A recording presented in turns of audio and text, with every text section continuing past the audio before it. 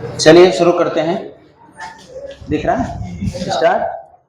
चलिए शुरू करते हैं। आज का टॉपिक आप लोगों को पढ़ाया जाएगा विभिन्न प्रकार के प्रत्यावर्ती धारा परिपथ। चल रहा है ना? क्या चल रहा है? विभिन्न प्रकार के प्रत्यावर्ती धारा परिपथ चल रहा है, जिसमें से आप लोगों को मुझे लगता है कि 5 टॉपिक आप लोगों को पढ़ा दिया गया है। 5 टॉपिक पढ़ा दिया गया है, बचता है 6वां टॉपिक, फिर आगे 7वां, है ना? 2 टॉपिक और बचे हुए। तो आइए, हमारे पास जो 6वां टॉपिक है, 6वां टॉपिक वो कौन सा है कि जब परिपथ में, ध्यान से समझिए क्या होगा कि जब परिपथ में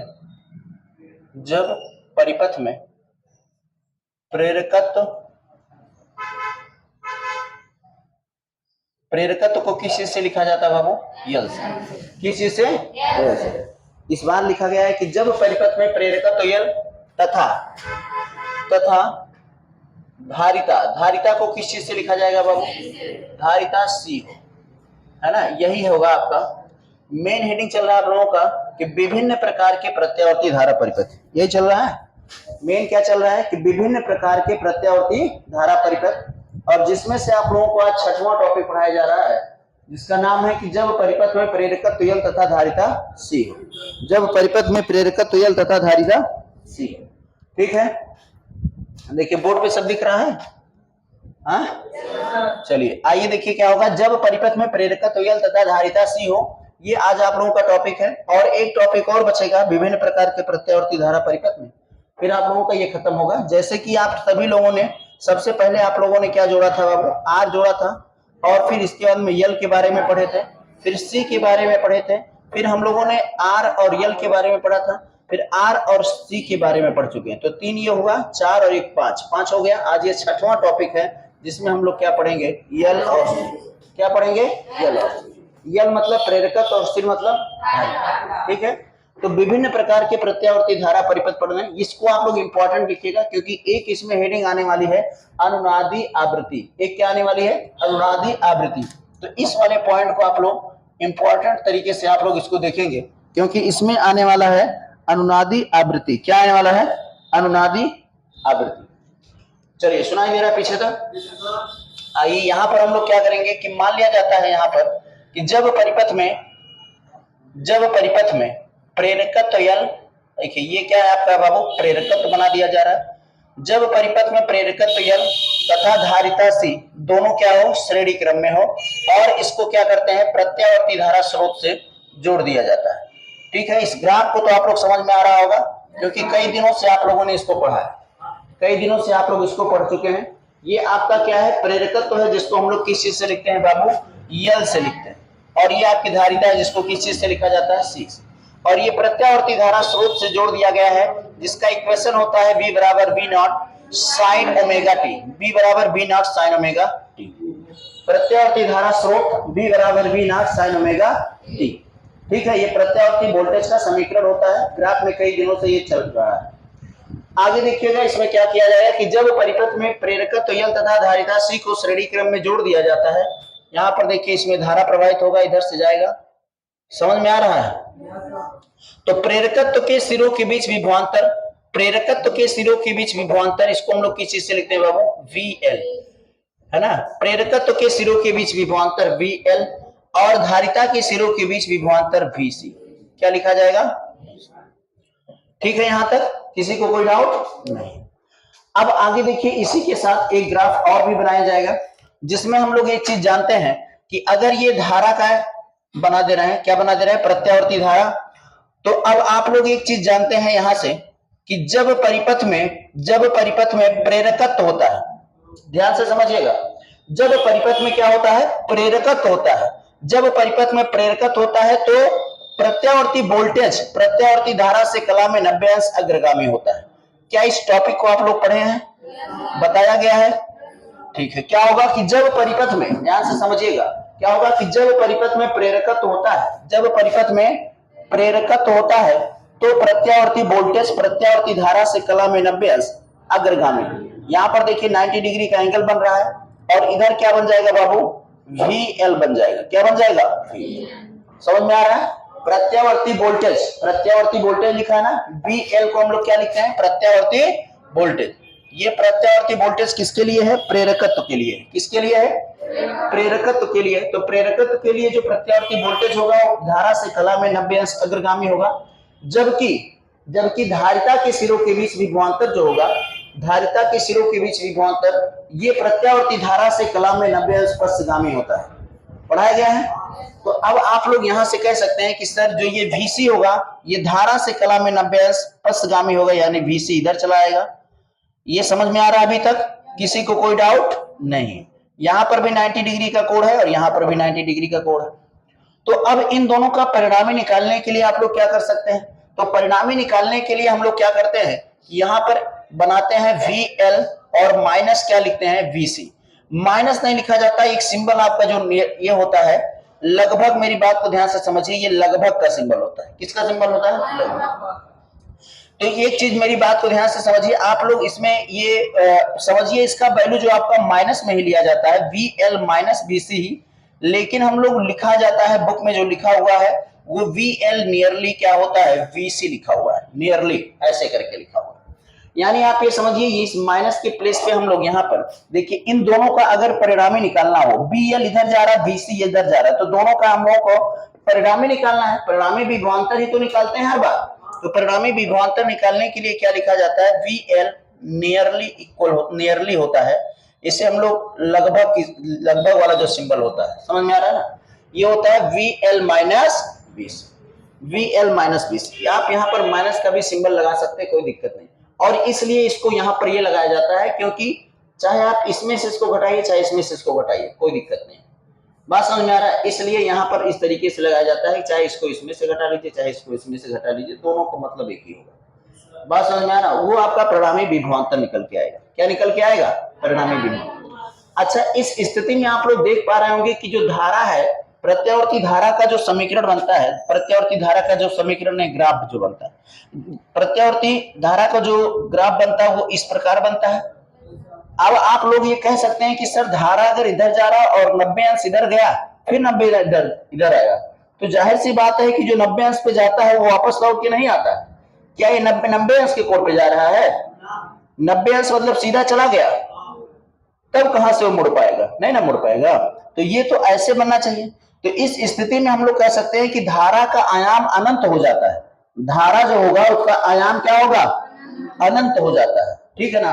धारा का आयाम क्या हो जाता है बाबू? अनंत। ऐसे एकदम समझ में आ रहा ना? धारा का आयाम अनंत हो जाता है, जिससे अनुनाद की स्थिति उत्पन्न हो जाती है।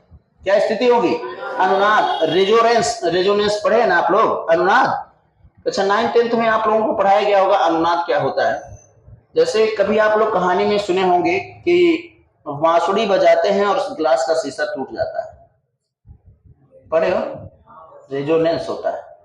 कभी भी परेड करते समय या जो आर्मी के परेड होता है उसमें ये बताया जाता है कि पुल पर जो है आप लोगों को ताल में ताल मिला के नहीं चलना है। समझ में आ रहा है ना? क्योंकि वह रेजोनेंस का उत्पन्न हो जाता है, जिसके कारण वो टूट भी सकता है।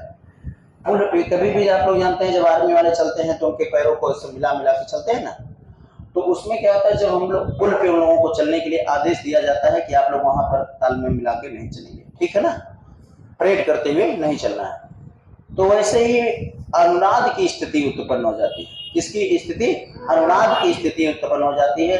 और इस प्रकार जो आवृत्ति उत्पन्न होती है उसे हम लोग अनुनादी आवृत्ति कहते हैं। क्या कहते हैं? अनुनादी आवृत्ति। अभी मैं इसको दिखा के आप लोगों को प्रूफ करके बताऊंगा। आप लोग यहां से कह सकते हैं, एक बार दोबारा हम लोग टॉपिक पे आते हैं। यहां पर क्या हुआ कि जब परिपथ में प्रेरकत्व L तथा धारिता C हो, जब परिपथ में प्रेरकत्व L तथा धारिता C हो क्या होगा? तो प्रेरकत्व के सिरों के बीच विभवांतर। जब परिपथ में प्रेरकत्व L तथा धारिता C हो तो प्रेरकत्व के सिरों के बीच विभवांतर VL प्रत्यावर्ती धारा से कला में 90 अंश अग्रगामी होगा, जबकि धारिता के सिरों के बीच विभवांतर VC प्रत्यावर्ती धारा से कला में 90 अंश पश्चिमी। ठीक है। अतः परिणामी विभवांतर क्या निकाला जाएगा बाबू? अतः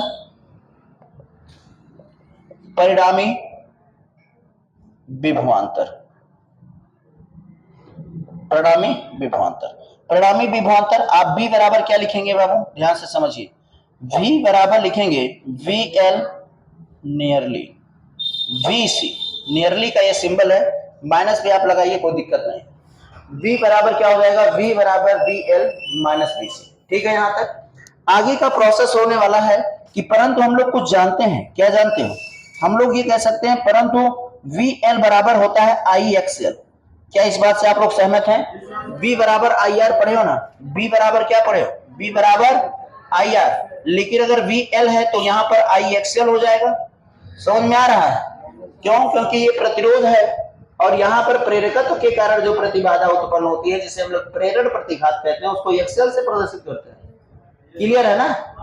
और अब यहां से देखिए क्या होने वाला है, परंतु हम लोग ये कह सकते हैं कि VL बराबर IXL होता है और VC बराबर क्या होता है बाबू, VC बराबर भी तो कुछ होता है, IXC होता है। क्या होता है? इसलिए का सिंबल बनाइए, VC बराबर IXC होगा। इसलिए परिणामी विभवांतर जो V बराबर आने वाला है, V बराबर बोलिए क्या आएगा, BL के प्लेस पर, VL के प्लेस पे IXL क्या लिखा जा सकता है, IXL, और आगे माइनस का सिंबल लगाएंगे या फिर नियरली का सिंबल लगाते हैं इसको हम लोग। आगे देखिए क्या होगा, VC के प्लेस पर क्या लिखा जा सकता है, IXC, क्या हो जाएगा, IXC। क्लियर यहां तक? क्या इन दोनों में कुछ कॉमन नजर आ रहा है बाबू? क्या कॉमन है?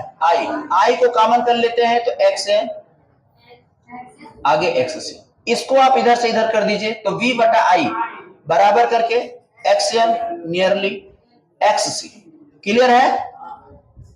आप लोग कह सकते हैं कि सर V बटा I, अगर इधर V बटा I लिखा हुआ है तो इसको हम लोग कह सकते हैं कि ये परिपथ का प्रतिरोध होना चाहिए। क्या होना चाहिए?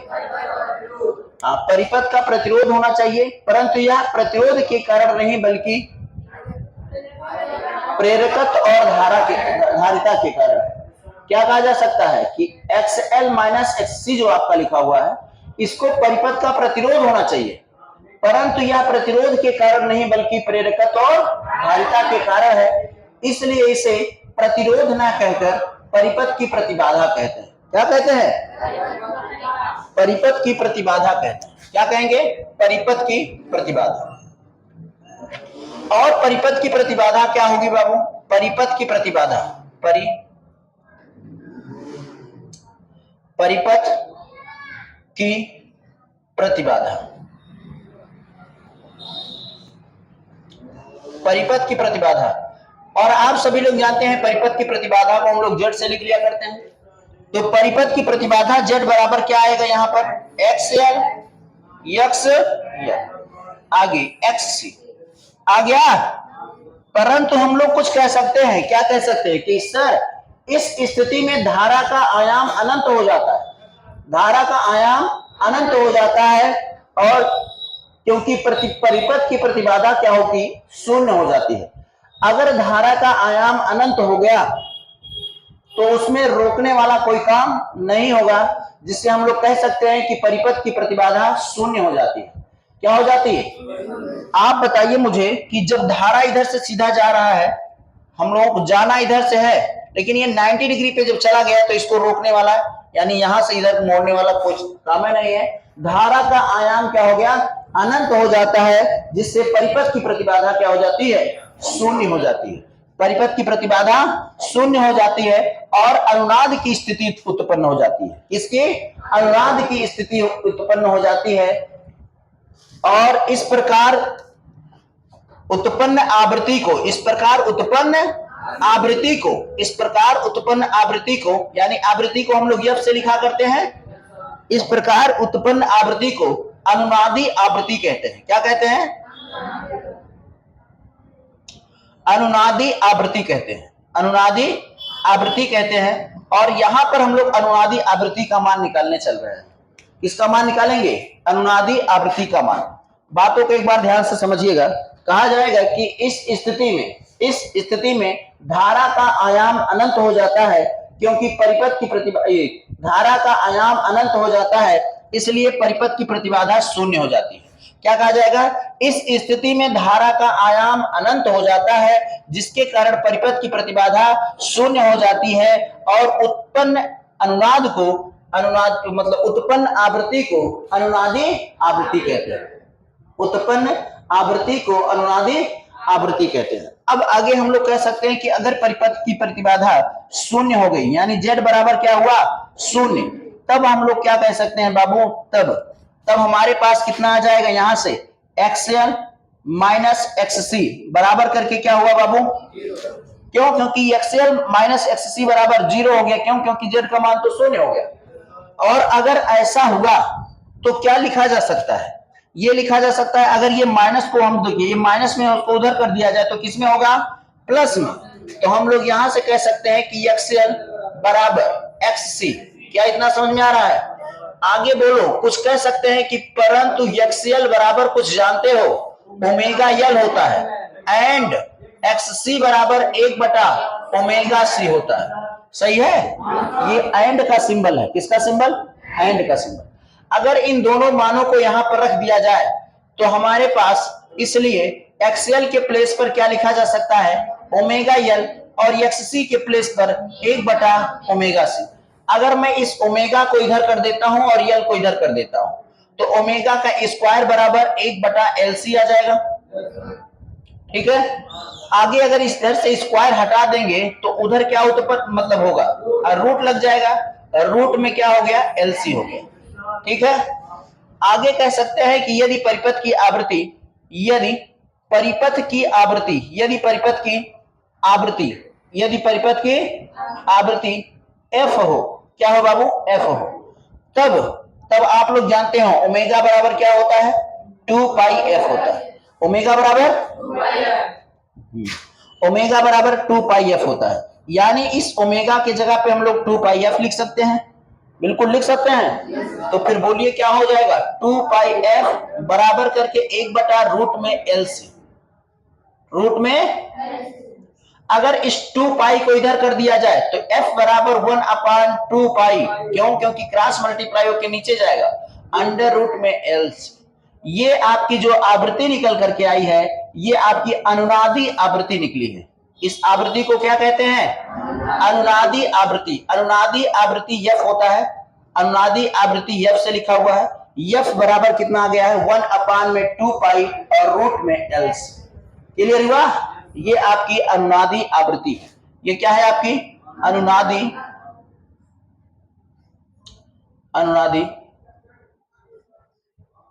आवृत्ति। क्लियर है, किसी को कोई डाउट, बोलिए, सब समझ में आ गया? ठीक है, किसी को कोई डाउट रहेगा तो आप कमेंट करके बताइएगा।